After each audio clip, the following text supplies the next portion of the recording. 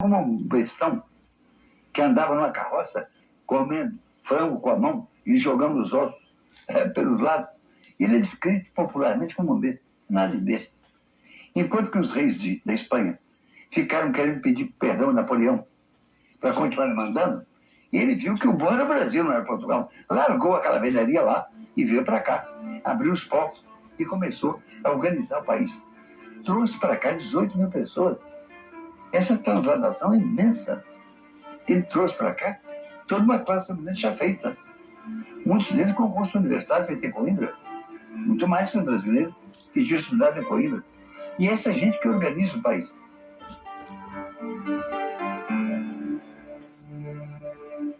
A luta mais árdua do negro africano e de seus descendentes brasileiros foi, e ainda é, a conquista de um lugar e de um papel de participante legítimo na sociedade nacional. O Brasil só se tornou uma nação, no sentido moderno da palavra, com a abolição da escravatura, que concedeu aos negros, ao menos no papel, a igualdade civil. Emancipados, mas sem a terra que cultivaram por quase 4 séculos, os antigos escravos abandonaram as fazendas. E logo descobriram que não podiam ficar em nenhum lugar. A terra tinha dono, que saindo de uma fazenda, fatalmente caíam em outra, de onde eram expulsos. Houve quem tivesse melhor sorte. É o caso desta comunidade negra, situada no litoral fluminense. Aqui todos descendem da mesma família. São netos, bisnetos e tataranetos de 3 mulheres escravas. Como o senhor Valentim. Ele nasceu na comunidade, casou-se e teve 9 filhos, que também moram nas redondezas. Nos dias de festa, todos aparecem para dar um abraço no patriarca da família.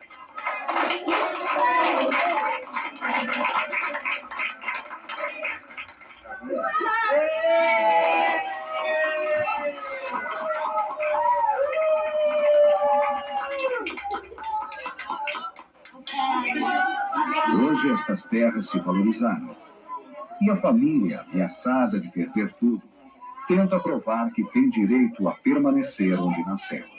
Eu sempre falo isso, se desse um lote aqui de graça para uma pessoa que morava na cidade, qualquer outra cidade, ele não aceitava, porque era um lugar difícil, né? Como é que o cara nunca fez uma horta no lugar, tá?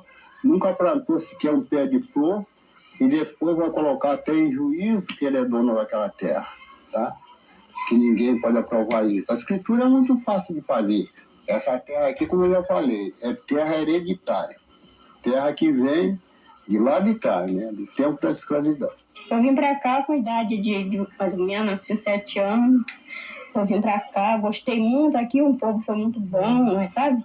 O pessoal escuro, mas eu senti em mim a mais negra, porque da maneira que eles me escolheram, né? E ele gostou de mim, eu gostei dele, nós casamos, né? A minha parte da minha família não queria, mas a parte da família dele fazia muito gosto, né? Eu acabei casando, né? Com ele. E graças a Deus nós vivemos até hoje e tem fé em Deus de a nossa vida para frente. Porque Deus é que braça o mundo, né? Que tudo é filho dele, né?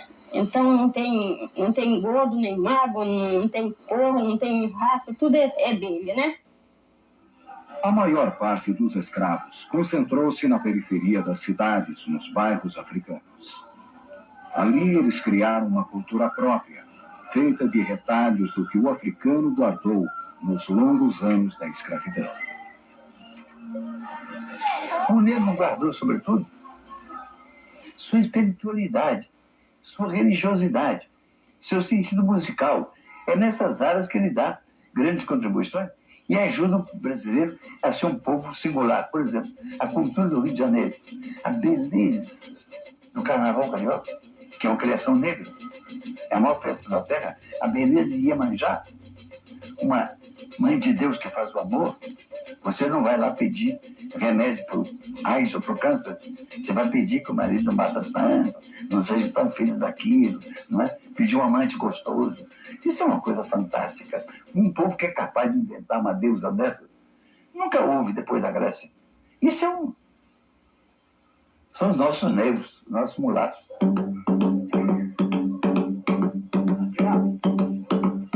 Por que é que eu canto jongo? É pra trazer saudade. Por que é que eu canto jongo? É pra trazer saudade.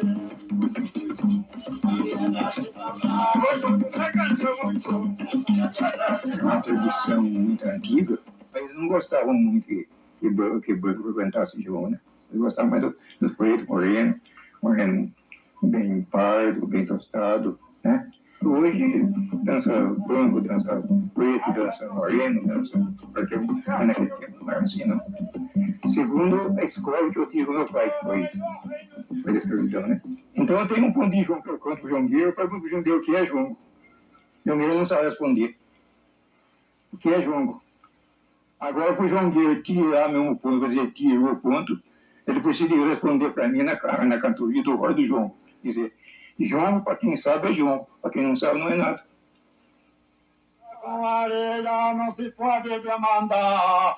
Água com areia não se pode demandar. A água vai embora, a areia fica no lugar. Água com areia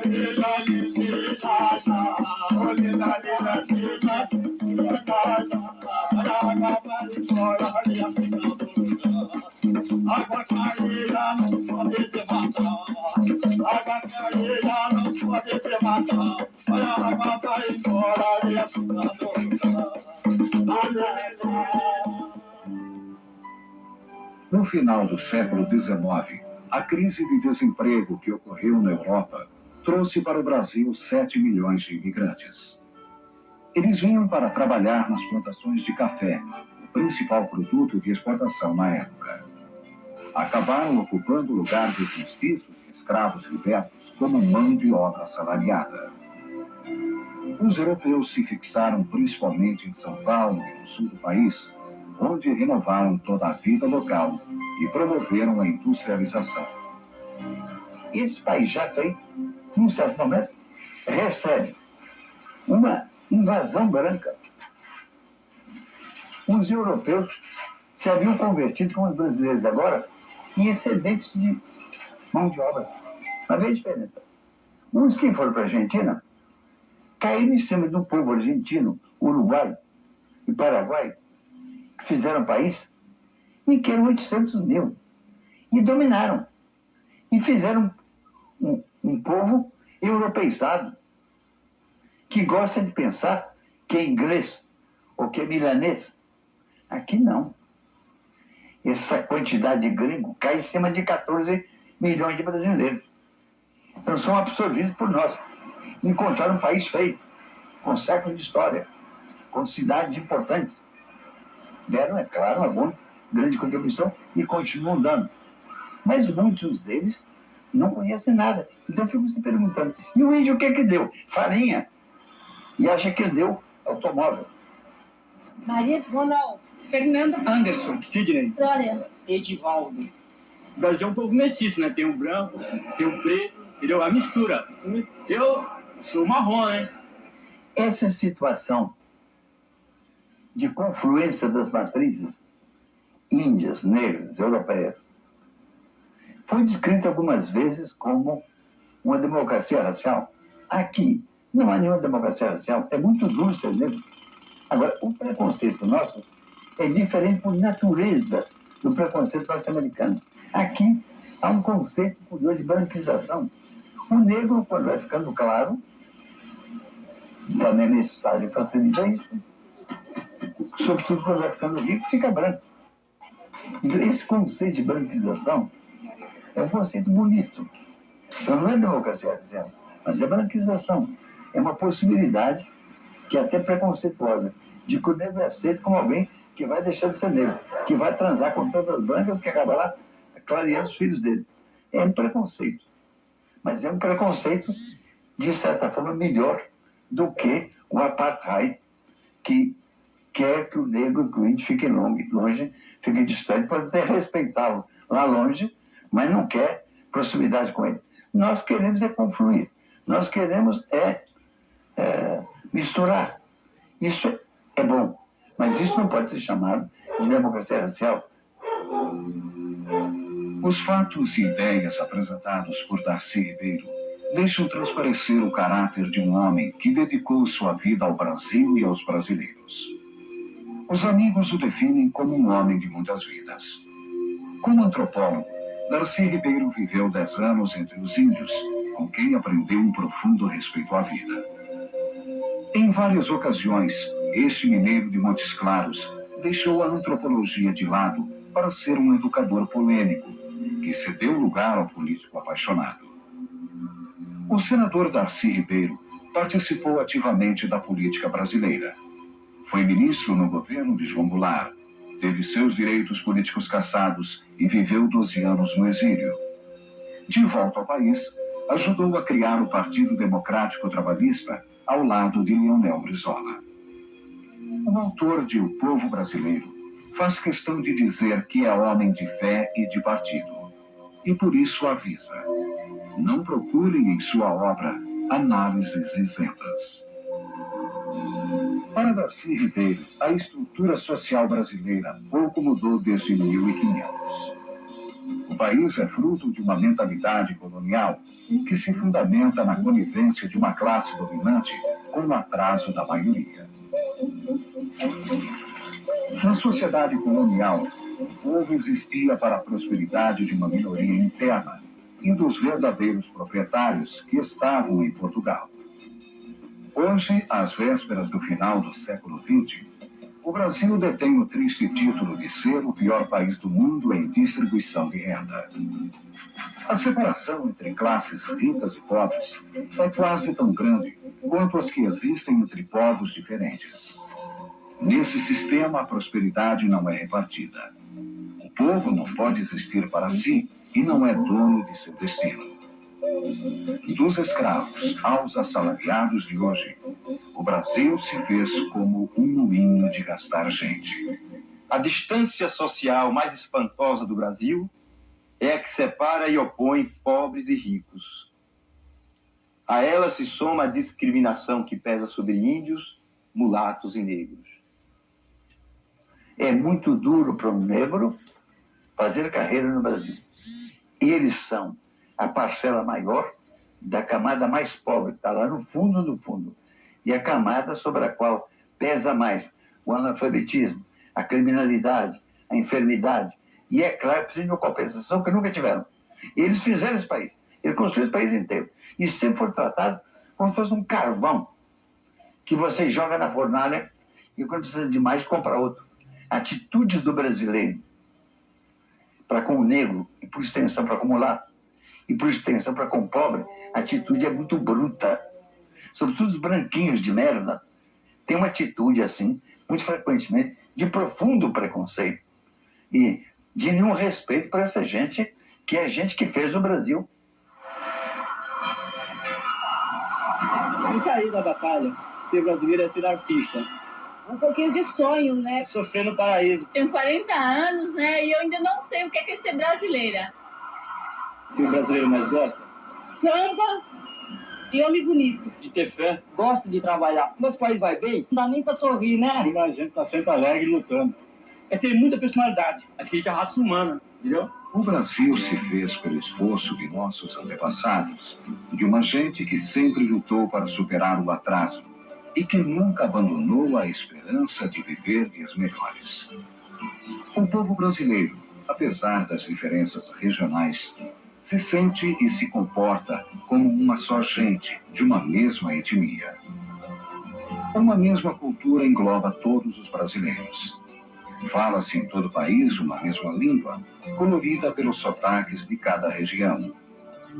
Mais do que uma simples etnia, o Brasil é um povo-nação, assentado num território próprio, para nele viver seu destino.